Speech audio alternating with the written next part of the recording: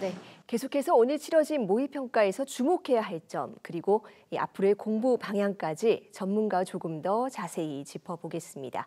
경기 동국대학교 사범대학 부속 영석고등학교 김용진 선생님과 함께합니다. 선생님 어서 오세요. 네, 안녕하세요.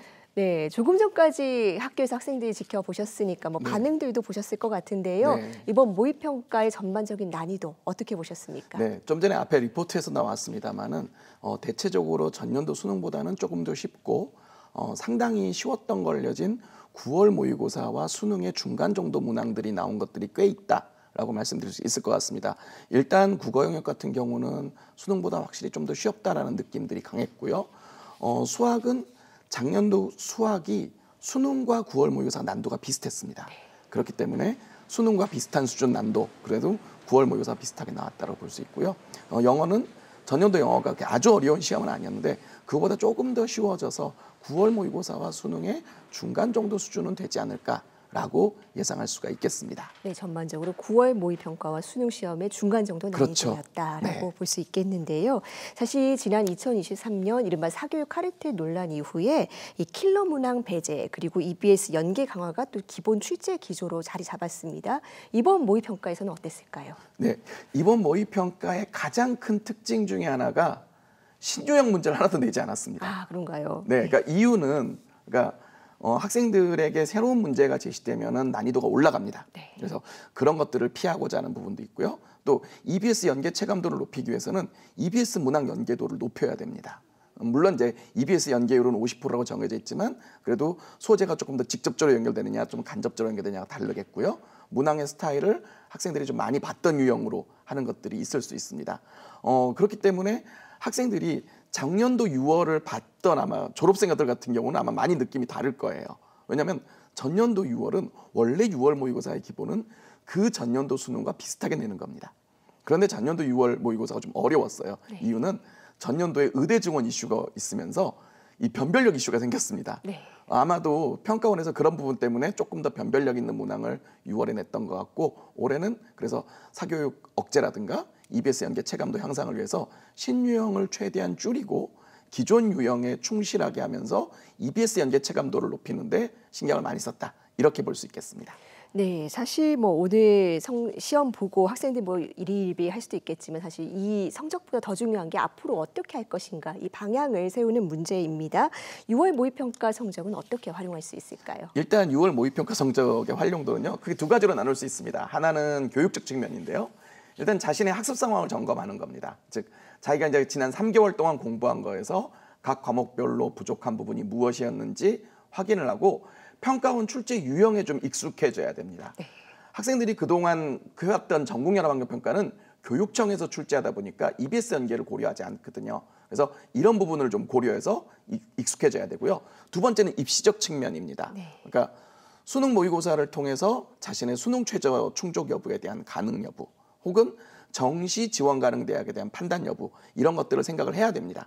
다만 여기서 한 가지 주의할 거는 리포트에서도 나왔습니다만은 수능과 모의 수능이 약간 성격이 다릅니다. 그래서 모의 수능 때 졸업생들은 실은 수능의 절반 정도밖에 되지 않습니다. 6월 모의 수능은. 그러니까 졸업생은 조금 더 들어올 것이다. 그리고 실제 수능을 봤던 재학생들 중에 한 7%에서 8% 정도 학생들이 수능을 응시하지 않습니다. 수시 합격 등 때문에요. 그렇기 때문에 이런 분포가 달라지면서 실제 성적은 조금 더 떨어지게 됩니다. 그래서 학생들은 이런 입시적 가치를 고려할 때 수능 모의고사 성적을 조금 더 보수적으로 접근하는 것이 필요할 수 있습니다. 네, 아직도 여러 가지 변수가 남아 있는데요. 올해는 특히 수험생 숫자가 많이 늘었습니다. 이른바 황금 돼지띠에 출생한 이 학생들이 고3이 됐고 네. 졸업생도 많이 들어왔다고 하는데요. 이 입시에는 어떤 영향을 미치게 될까요? 글쎄요.